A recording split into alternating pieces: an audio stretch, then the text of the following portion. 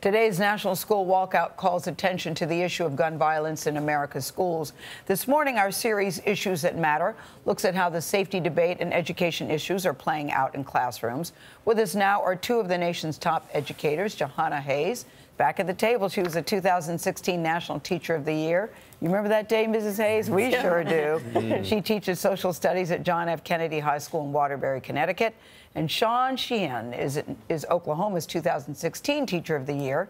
He now teaches Algebra 1 at Louisville High School, Harmon campus in Texas. Good morning. Maybe if I'd had a teacher like you in algebra, I would have done a little bit better, Mr. Sheehan. Well, I appreciate that. Very good to have you guys both back at the table. Could I get your reaction to the student walkout today? Did you encourage your students to take part? Do you think students should be penalized if they do take part? Well, I'm so incredibly proud of students who are participating in this walkout. And I don't think that it was a matter of encouraging students to take part in today's events.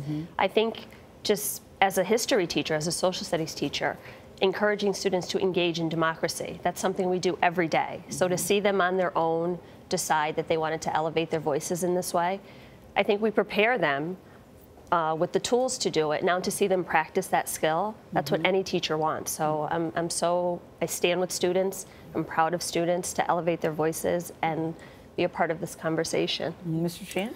Unfortunately, we're on spring break, so my students won't get to participate, but I'm hoping that they'll continue the momentum and stay active in this conversation.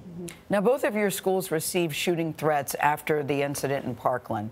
Is this something you deal with and think about every day? How do you handle something like that? I think of it regularly, I mean daily, so I'm always running through this scenario. What if a shooter enters from this door, then my quickest exit is this way? If I'm in the classroom, then I'm thinking about where the nearest desk that I can pile in front of this door to protect my students. When did you start thinking like that? I would say over the last 2 years is when it became more of a routine for me. You, Mrs. Hayes? It's not something that I think about that often. I think that when kids are in school, that's teaching time, you know, that's learning time. And anytime we're doing something other than that, then it's taking away from time with students. In the incident at Kennedy High School, the students were the ones who brought it to the attention of authorities. You mean when you got the threat? When we got the threat. The students were the ones who saw something, you know, on social media that was troubling. They brought it to the attention of authorities. And I think that's what we're trying to teach them how to do. So to see them, you know, respond in that way. Let's talk about some of the solutions that have been proposed or remedies. Shawn, the president has said that he wants more school personnel to carry firearms. How do you see that? I think it's a terrible idea, and I'm coming from this from a point where just 2 months ago I was at a gun range in Louisville, Texas, firing an AR-15. I'm comfortable with guns, I'm comfortable with weapons, but they have no place in the classroom. You know, teachers, we have a ever-growing list of job duties. We should not add security guard to that list of job responsibilities. Yeah, but what about those who say, well, had a teacher been armed in Parkland, it could have stopped the shooter? Well, we had someone who was armed and well certified to address the situation, and he didn't, unfortunately. He didn't act. Right. I would make the case that it's a roll of the dice, and I think there are way more negatives that would come along with it. You were at a shooting range with an AR-15 because you just wanted to see what it was like, or you're comfortable with guns, you like guns? Both, yeah. So I was with a friend of mine who was formerly in law enforcement, and I wanted to see what all the hype was about, and see where, you know, why are people protecting these so viciously. And I think it's foolish. I think we really do need to revisit a ban on assault weapons, because those have one purpose, and it's to kill. And people don't need as easy of access to them that they have. Jahana, the CDC estimates that 1 in 5 children experience a mental disorder. The president has talked about, Florida talked about improving funds for mental health. How do you see that?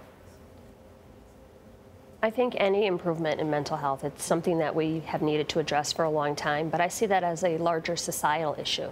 You know, to talk about that as part of a school safety policy, I think just distracts from what we should be talking about, you know, allowing spaces for students to learn in school, keeping students safe.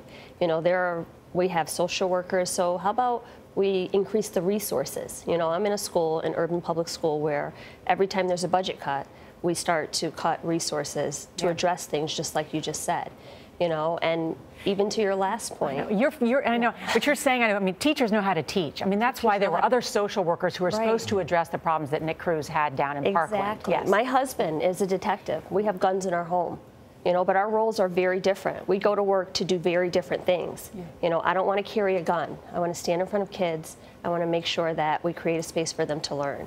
All of these other things that are added on as part of the conversation really confuse what we're really talking about and blurs the line between the roles.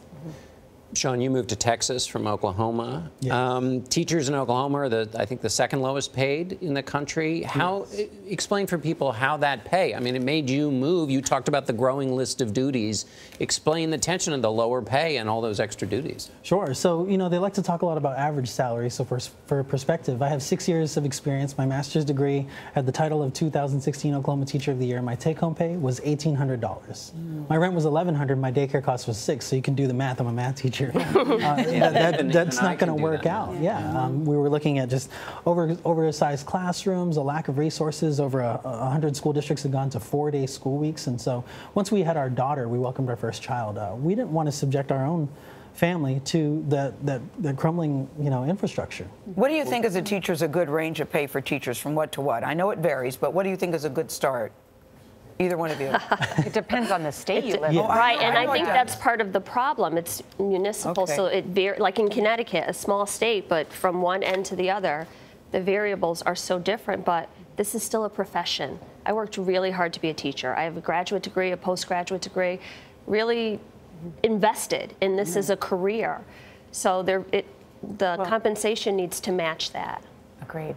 We agree with you. That's right. We value you. I know what all teachers do. Jahana Hayes and Shawn Sheehan, thank you so much for joining us. We appreciate it.